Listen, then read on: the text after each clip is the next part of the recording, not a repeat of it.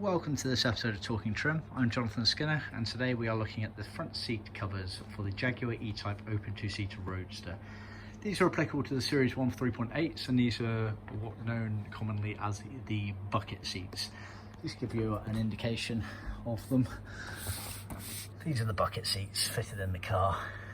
Okay, it's worth bearing in mind there are two versions of bucket seats. There's the open two-seater Roadster, which are these, and then there's the Fixed Head Coupe two-seaters, which are a bit fatter on the backrest at the top.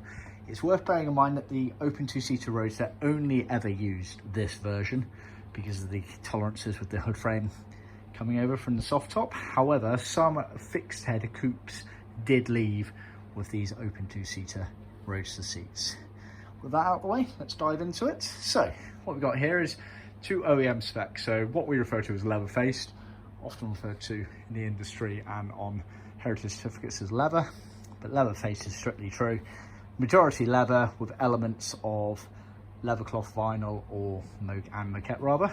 So these have been done in Matador red grained leather. You can see it's got the graining on there. We can also offer smooth, and we just so happen to be doing an exact replica set in smooth. So you can see, I'll put the two next to each other. You can see the difference in the texture there. Subtle but noticeable. Just bear that in mind.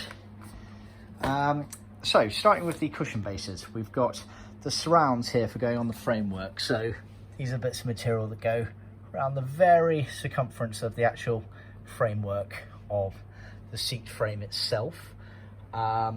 These are normally supplied in vinyl or Leathercloth. Because this is an OEM spec kit, we have done it in Leathercloth, which is exactly correct for the era.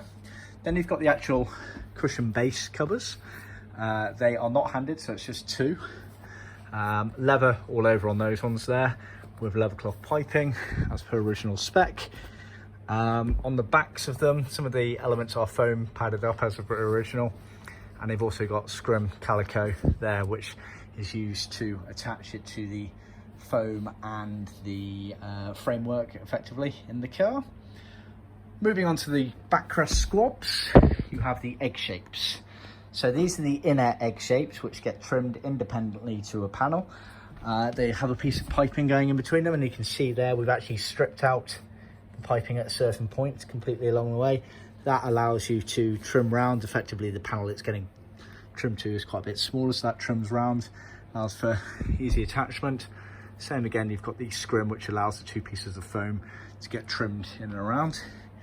You then have the main egg shape, and this is the bit that changes between the open two-seater and the fixed head style bucket seats.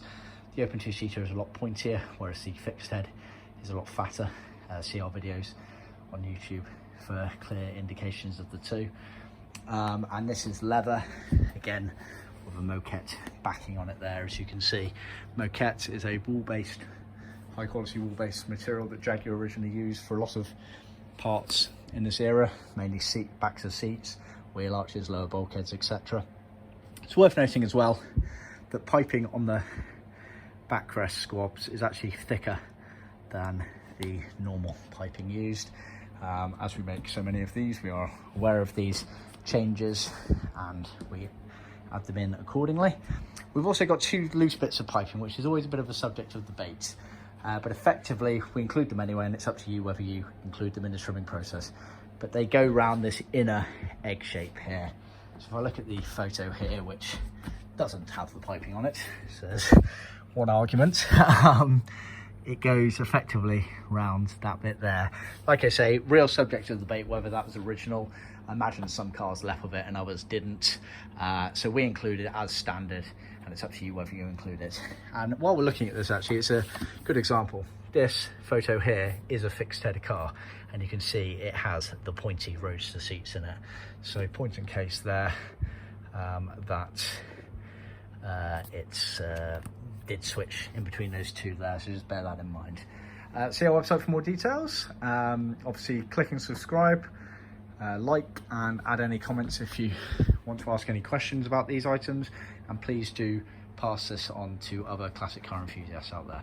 Till next time, cheers.